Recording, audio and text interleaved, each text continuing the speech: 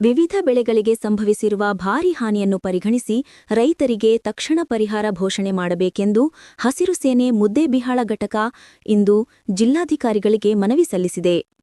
ಈ ಸಂದರ್ಭದಲ್ಲಿ ಮಾತನಾಡಿದ ಹಸಿರು ಸೇನೆಯ ಹಿರಿಯ ಮುಖಂಡ ಬಸವನಗೌಡ ಪಾಟೀಲ್ ಹಿರೇಮುರಾರ್, ಸರ್ಕಾರ ಮತ್ತು ಜಿಲ್ಲಾಡಳಿತವು ರೈತರ ಸ್ಥಿತಿಗತಿಯನ್ನು ಆಳವಾಗಿ ಪರಿಶೀಲಿಸಿ ನಷ್ಟದ ಆಧಾರದ ಮೇಲೆ ಸರಿಯಾದ ನ್ಯಾಯಬೆಲೆ ಹಾಗೂ ಪರಿಹಾರವನ್ನು ತಕ್ಷಣ ನೀಡಬೇಕೆಂದು ಒತ್ತಾಯಿಸಿದರು.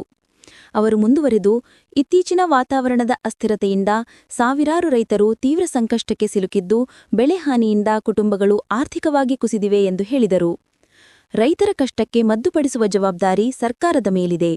ಪರಿಹಾರ ನೀಡುವಲ್ಲಿ ಯಾವುದೇ ತರದ ವಿಳಂಬವಾಗಬಾರದು ಎಂದು ಬಸವನಗೌಡ ಪಾಟೀಲ್ ಹಿರೇಮುರಾರ್ ಸ್ಪಷ್ಟಪಡಿಸಿದರು. ಇದೇ ಸಂದರ್ಭದಲ್ಲಿ ಜೈ ಕರ್ನಾಟಕ ಸಂಘಟನೆಯ ಜಿಲ್ಲಾಧ್ಯಕ್ಷ ಸಂಗಮೇಶ್ ದಾಸ್ಯಾಳ ಮಾತನಾಡಿ, ರೈತರಿಗೆ ಪದೇ ಪದೇ ಸಾಯುವಂತೆ, ನರಕ ಅನುಭವಿಸುವಂತೆ ಮಾಡುವ ಕೆಲಸವೇ ಈಗಿನ ಕಾಂಗ್ರೆಸ್ ಸರ್ಕಾರ ಮಾಡುತ್ತಿದೆ. ಬೆಳೆ ನಾಶ, ನೀರಿನ ಕೊರತೆ, ವಿದ್ಯುತ್ ದುರವಸ್ಥೆ, ಬೆಳೆ ವಿಮೆ ಗೊಂದಲ ಇವೆಲ್ಲದರಲ್ಲೂ ರೈತರು ಅಳುತ್ತಿದ್ದರೂ ಸರ್ಕಾರ ಕಿವಿಕೊಡುತ್ತಿಲ್ಲ ಎಂದು ಕಿಡಿಕಾರಿದರು. ಇನ್ನು ಮುಂದೆ ರೈತರ ಹಕ್ಕಿಗಾಗಿ ಸಂಘಟನೆ ಹೋರಾಟ ತೀವ್ರಗೊಳಿಸುವುದಾಗಿ ಹೇಳಿದ್ದಾರೆ. ರೈತರು ಬದುಕಬೇಕು, ರೈತರು ನಗಬೇಕು, ಇದಕ್ಕಾಗಿಯೇ ಹೋರಾಟವೇ ನಮ್ಮ ಕೈಯಲ್ಲಿರುವ ಶಸ್ತ್ರ ಎಂದು ದಾಶಾಳ ಎಚ್ಚರಿಕೆ ನೀಡಿದರು.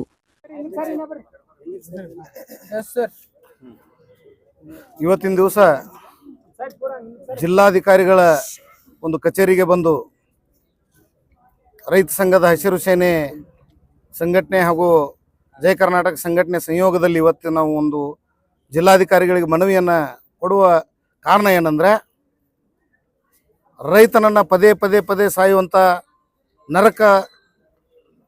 ನರಕಕ್ಕೆ ನೂಕುವಂಥ ಕೆಲಸ ಇವತ್ತು ಸರ್ಕಾರಗಳು ಮಾಡ್ತಾ ಇದೆ. ಈಗ ಅತಿವೃಷ್ಟಿಯಿಂದ ಹಾಳಾಗಿರ್ತಕ್ಕಂಥ ಮುಂಗಾರಿ ಬೆಳೆಗಳು, ತೊಗರಿ ಆಗಿರ್ಬೋದು, ಉಳ್ಳಿಗಡ್ಡೆ ಆಗಿರ್ಬೋದು, ಶೇಂಗಾ ಆಗಿರ್ಬೋದು, ಹತ್ತಿ ಆಗಿರ್ಬೋದು, ಅದರಂತೆ ಇನ್ನೂ ಸಜ್ಜಿ ಆಗಿರ್ಬೋದು, ಮೆಕ್ಕೆಜೋಳ ಆಗಿರ್ಬೋದು, ಇಂಥ ಅನೇಕ ಮುಂಗಾರಿ ಬೆಳೆಗಳು ಇವತ್ತು ನಾಶವಾಗಿರ್ತಕ್ಕಂಥದ್ದು ತಮ್ಮೆಲ್ಲರ ಗಮನಕ್ಕೂ ಇದೆ, ಶಾಸಕರ ಗಮನಕ್ಕೂ ಇದೆ, ಸರ್ಕಾರದ ಗಮನಕ್ಕೂ ಇದೆ.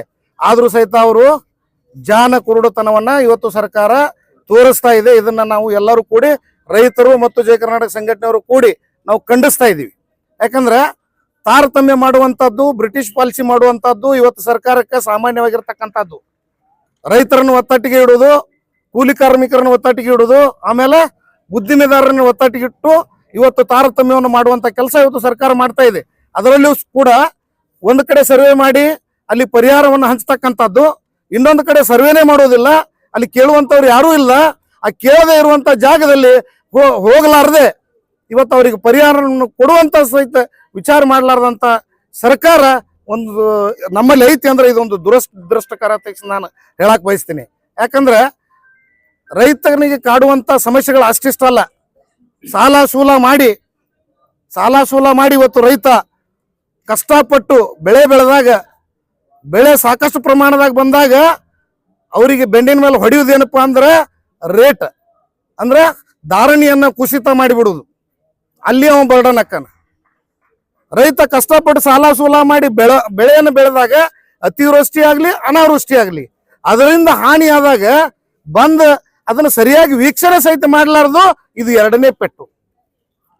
ಈ ರೀತಿಯಾಗಿದ್ದಾಗ ಹೇಳ್ತಾರ ಅವರಷ್ಟೇ, ರೈತ ದೇಶದ ಬೆನ್ನೆಲುಬು. ಸುಮ್ಮನೆ ಡುಬ್ಬದ ಮೇಲೆ ಕೈಯಾಡಿಸುವಂತ ಕೆಲಸ ಇವತ್ತೇನು ಸರ್ಕಾರ ಮಾಡಾಕತ್ಯಾವ, ಇದನ್ನ ದಯವಿಟ್ಟು ಇದನ್ನ ಬಿಟ್ಟು ಬಿಡ್ರಿ.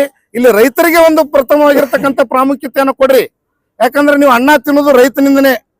ರೈತ ಅನ್ನ ಬೆಳೆದೇ ಇದ್ರೆ ನೀವೇನು ಏನ್ ತಿತ್ತೀರಿ? ಮಣ್ಣು ತಿತ್ತೀರಿ? ಏನ್ ತಿತ್ತೀರಿ? ನೀವು ದೊಡ್ಡ ದೊಡ್ಡ ಬಟ್ಟೆ ಹಾಕೊಂಡು, ದೊಡ್ಡ ದೊಡ್ಡ ಕಾರ್ನಲ್ಲಿ ಬೂಟ್ ಹಾಕೊಂಡು ಇವತ್ತು ಬಂದು ಮ್ಯಾಲ ಕೂತ್ಕೊಂಡು ನಮ್ಮನ್ನು ಗದರಿಸುವಂತ ಕೆಲಸ ನೀವು ಮಾಡ್ತಿರಲ್ಲ. ನೀವು ಮಾಲಕರಲ್ಲ, ಇಲ್ಲಿ ನಾವು ಮಾಲಕರು. ಫಸ್ಟ್ ನೀವು ಸಂವಿಧಾನವನ್ನ ತಿಳ್ಕೊಂಡಿಲ್ಲ, ರಾಜಕಾರಣಿಗಳು ತಿಳ್ಕೊಂಡಿಲ್ಲ, ಅಧಿಕಾರಿಗಳು ತಿಳ್ಕೊಂಡಿಲ್ಲ. ಅಧಿಕಾರಿಗಳು ನಮ್ಮ ಮ್ಯಾಲ ದಬ್ಬಾಳಿಕೆ ಮಾಡುವಂತ ಕೆಲಸ ಮಾಡೋದು, ರಾಜಕಾರಣಿಗಳು ನಮ್ಮನ್ನ ಗದರಿಸುವಂತ ಕೆಲಸ ಮಾಡೋದು. ನೋಡ್ರಿ ಇದು ಎಂತ ಪೆಟ್ಟಿದು. ಸಂವಿಧಾನದೊಳಗೆ ಡಾಕ್ಟರ್ ಬಾಬಾ ಸಾಹೇಬ್ ಅಂಬೇಡ್ಕರ್ ಅವ್ರು ಬರೆದದ್ದು ಏನಪ್ಪಾ ಅಂದ್ರೆ, ಪ್ರಜೆನೇ ಪ್ರಭು ಅಂತೇಳಿ. ರೈತನೇ ಮುಖ್ಯ, ಪ್ರಜೆನೇ ಪ್ರಭು. ಮತ ಹಾಕಿರ್ತಕ್ಕಂಥವನೇ ಇಲ್ಲಿ ಮಾಲಕ ಅಧ್ಯಕ್ಷದವ್ರು ಬರೆದಿಟ್ಟೋಗ್ಯಾರ. ಆದ್ರೆ ಇವತ್ತು ಮಾಡ್ತಿರೋದೇನು, ಆಗ್ತಿರೋದೇನು ಅನ್ಯಾಯ. ಬ್ರಿಟಿಷರ್ ನಮ್ಮಲ್ಲಿ ಬಿಟ್ಟು ಹೋಗಿಲ್ಲ, ಬ್ರಿಟಿಷರನ್ನ ಇಲ್ಲೇ ಅದಾರ. ಅದನ್ನ ಯಾವ ರೀತಿಯಾಗಿ ನಮಗೆ ದಂಡನೆಗೆ ಒಳಪಡಿಸ್ತಾ ಇದಾರಪ್ಪ ಅಂದ್ರೆ, ರೈತರಿಗೆ ಸಾಕಷ್ಟು ಪ್ರಮಾಣದ ಯೋಜನೆಗಳನ್ನ ಹೂಡುದು, ಅವು ಯಾರಿಗೂ ಕೊಡುದಿಲ್ಲ. ಟ್ರ್ಯಾಕ್ಟರ್ ಅಧ್ಯಕ್ಷ ಯೋಜನೆ ಮಾಡುದು, ಎಲ್ಲೋ ಒಬ್ಬ ರೈತನಿಗೆ ಒಂದು ಟ್ರ್ಯಾಕ್ಟರ್ ಅಥವಾ 2 ಟ್ರ್ಯಾಕ್ಟರ್ ಅದು ಅವರೇ ಇರ್ತಾರ. ಪ್ರಭಾವಿ ವ್ಯಕ್ತಿಗಳಿಗೆ ಅವು ಹೋಗ್ತಾವ. ಪ್ರತಿಯೊಬ್ಬ ರೈತನಿಗೆ ಎಲ್ಲಿ ಸಿಗ್ತತಿ? ಒಡ್ಡು ಬದು ಅಧ್ಯಕ್ಷ ಪಂಚಾಯತಿ ಕೊಡುದು, 4-5 ಮಂದಿಗೆ ಅಷ್ಟೇ ಕೊಡುದು. ಅದರಲ್ಲಿ ಎಲ್ಲ ಆರಿಸಿ ಬಂದಿರತಕ್ಕಂಥ ಗ್ರಾಮ ಪಂಚಾಯತ್ ಮೆಂಬರ್ಗಳು ತಮ್ಮ ಪ್ರಭಾವಿ ವ್ಯಕ್ತಿಗಳು ಅದನ್ನ ಬಳಸ್ಕೊಂಡ್ಬಿಡ್ತಾರ. ನಿಜವಾದ ರೈತನಿಗೆ ಯಾವುದೇ ರೀತಿಯಾದಂತ ಸಹಾಯ ಸೌಲಭ್ಯಗಳು ಈ ರಾಜ್ಯದಲ್ಲಿ ಇಲ್ಲ. ಇದನ್ನ ನಾವು ಖಂಡಿಸ್ತೇವೆ ಎಲ್ಲರೂ ಕೂಡಿ. ಇವತ್ತು ನಾವು ರೈತ ಸಂಘದವರು ಖಂಡಿಸ್ತೇವೆ. ಇವತ್ತು ನಮ್ಮಲ್ಲಿ ಕೂಡ ಜಯ ಕರ್ನಾಟಕ ಸಂಘಟನೆ ಒಂದು ರೈತ ಘಟಕ ಐತಿ. ಆ ರೈತ ಘಟಕದ ಪರವಾಗಿನೂ ನಾವು ಇವತ್ತು ಖಂಡಿಸ್ತೇವೆ. ಮುಖ್ಯವಾಗಿ ಹೇಳ್ಬೇಕಪ್ಪ ಅಂದ್ರೆ ಇವತ್ತೇನ್ ನಾವು ಈಗ ಮನವಿಯನ್ನ ಕೊಟ್ಟಿವು, ಈ ಮನವಿಗೆ ಜರ್ಕರ್ತವ್ರು ಸ್ಪಂದಿಸದೇ ಇದ್ರೆ ಇದೊಂದು ಉಗ್ರವಾದ ಹೋರಾಟ ಗ್ಯಾರಂಟಿ ಆಕತಿ. ಉಗ್ರವಾದ ಹೋರಾಟ ಗ್ಯಾರಂಟಿ ಆಕತಿ. ಇದನ್ನ ಲಕ್ಷ್ಯದಾಗ ಇಟ್ಟುಕೊಂಡು ತಕ್ಷಣಕ್ಕೆ ಕ್ರಮ ತಗೋಬೇಕು ಸರ್ಕಾರ. ಆ ಭಾಗದ ಶಾಸಕರಾಗ್ಲಿ ಸಂಸದರಾಗ್ಲಿ ತಕ್ಷಣಕ್ಕೆ ಎಚ್ಚೆತ್ತುಕೊಂಡು ಅಧಿಕಾರಿಗಳಿಗೆ ನಿರ್ದೇಶನ ನೀಡ್ರಿ. ತಕ್ಷಣಕ್ಕೆ ಹೋಗಿ ಎಲ್ಲಿ ಸರ್ವೆ ಆಗಿಲ್ಲೋ ಅಲ್ಲಿ ಸರ್ವೆ ಮಾಡಿಸಿ ತಕ್ಷಣಕ್ಕೆ ಆ ಭಾಗದ ರೈತನಿಗೆ ಕಣ್ಣೀರು ಒರೆಸುವಂತ ಕೆಲಸವನ್ನ ಇವತ್ತು ಸರ್ಕಾರ ಮಾಡಬೇಕು ಅಂತ ಹೇಳಿ ನಾನು ಇಲ್ಲಿ ತಿಳಿಸುತ್ತಾ, ಬರೀ ಇದು ಒಂದೇ ತಾಲೂಕು, ಮುದ್ದೇಬೇಳ ತಾಲೂಕು ಅಷ್ಟೇ ಆಗಿಲ್ಲ ಅಧ್ಯಕ್ಷ. ನಮ್ಮ ರೈತರ ಅಳಲಿದೆ, ಅದನ್ನ ತಕ್ಷಣ ಕೊಡ್ರಿ. ಇನ್ನು ಉಳಿದ ತಾಲೂಕುಗಳು ಆಗಿರದೇ ಇದ್ರು ಸಹಿತ ಅದನ್ನ ನಾವು ಮಾಡಬೇಕು ಅಂತೇಳಿ ನಾವಿವತ್ತು ಸರ್ಕಾರ ಅಧಿಕಾರಿಗಳೆಲ್ಲ ನಮ್ಮವ್ರೆ ಅವರು. ಆದ್ರೆ ಅವರು ತಿಳ್ಕೊಳ್ಳದೆ ಇದ್ರೆ ಅವ್ರ ವಿರುದ್ಧ ಹೋರಾಟ ಮಾಡ್ಬೇಕಾಕತಿ. ಇದು ನಮ್ಮದೇ ಅಂತೇಳಿ ಅವ್ರು ತಿಳ್ಕೊಂಡು ಮಾಡಿದ್ರೆ ಅಂದ್ರೆ ಅವ್ರ ವಿರುದ್ಧ ಹೋರಾಟ ಮಾಡುವಂತ ಕೆಲಸ ನಮ್ದು ಇಲ್ಲೇ ಇಲ್ಲ. ಸರ್ಕಾರ ಸರಿಯಾಗಿ ಆರ್ಡರ್ಸ್ ಗಳು ಕೊಟ್ರೆ ಅವರು ಅಧಿಕಾರಿಗಳು ಮಾಡುವಂತದ್ದು ಅವ್ರಿಗೆ ಐತದು. ಸರಿಯಾಗಿ ನಿರ್ದೇಶನಗಳು ಬರೋದಿಲ್ಲ ಅವ್ರಿಗೆ. ನಾವೇ ಆರಿಸಿ ಕೊಟ್ಟಿರ್ತಕ್ಕಂಥ ಸರ್ಕಾರಕ್ಕೆ ನಾವು ವಿರೋಧ ಮಾಡ್ಬೇಕಂತ ಇರಂಗಿಲ್ಲ. ಆರ್ಡರ್ಸ್ ಕೊಟ್ಟಿಲ್ಲ ಅಂತ ಹೇಳಿ ನಿಮ್ಮಂತವ್ರು ಮಾತಿದ್ದಾಗೆ ಅವ್ರು ಆರ್ಡರ್ಸ್ ಕೊಡ್ತಾರೆ. ಗಮನಕ್ಕೆ ಬಂದಿಲ್ಲ ಅಂದ್ರೆ ಹಂಗಾಗಿದೆ. ಪ್ರತಿಯೊಂದು ಕ್ಷೇತ್ರದೊಳಗೂ ಅದೇ ಬಂದ್ಬಿಟ್ಟೈತಿ ಇವತ್ತು. ಬರದ ನಾಡು ಅಂದ್ರೆ ಬಿಜಾಪುರ. ಫಸ್ಟ್ ಬಿಜಾಪುರೇ ಇದು ಬರದ ನಾಡು ಆಕ್ಚುಲಿ. ಏನಪ್ಪ ಗಂಗಾವತಿ ಹೋಗ್ರಿ, ಗಂಗಾವತಿ ಭತ್ತದ ಬೀಡು ಅಂತಾರ. ಮಂಡ್ಯಕ್ ಹೋಗ್ರಿ ಸಕ್ರಿ ನಾಡು ಅಂತಾರ. ಬಿಜಾಪುರ ಅಂದ್ರೆ ಬೇಡಪ್ಪ ಅಲ್ಲಿ ಬರಗಾಲ ಐತಿ ಅಂತಾರ. ಅಂತದ್ರ ಬಗ್ಗೆ ಇವರು ನಮ್ ಬಗ್ಗೆ ಸ್ಪಂದಿಸ್ಬೇಕು ರೈತರ ಬಗ್ಗೆ. ಸರ್, ಬಿಜಾಪುರ ಶಾಸಕರಿಗೂ ನೀವು ಇದು ಮಾತು ಇಡ್ಬೋದಾಗಿತ್ತು ಅಲ್ರಿ. ಅವ್ರನ್ನ ನಾವ್ ಕಳ್ಸಿದ್ವಿ, ಅದಕ್ಕೆ ಕಳ್ಸಿರ್ತೀವಿ. ಮುದ್ದೇಬೇಳ ತಾಲೂಕಿನಲ್ಲಿ ಸರ್ವೆ ಆಗಿಲ್ಲ ಅಂತಕ್ಕಂಥದ್ದು ಇದು ಸ್ಪಷ್ಟ. ಸರಿಯಾಗಿ ಸರ್ವೆ ಮುದ್ದೇಬೇಳ ಶಾಸಕರಿಗೆ ಇದು ಗುರುತು ಮಾಡ್ಕೋಬೇಕು. ಡಿ ಸಿ ಅವ್ರ ಮುಖಾಂತರ ಹೋಗ್ಲಿಲ್ಲ.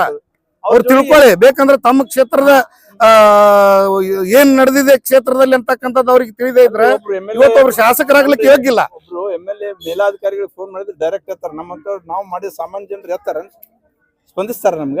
ಇಲ್ಲ GPS ಏನಿಲ್ರಿ ಇದುವರೆಗೆ. ಯಾವ GPS ಮಾಡಿಲ್ಲ. ರಾಜ್ಯ ಸರ್ಕಾರ ಪದೇ ಪದೇ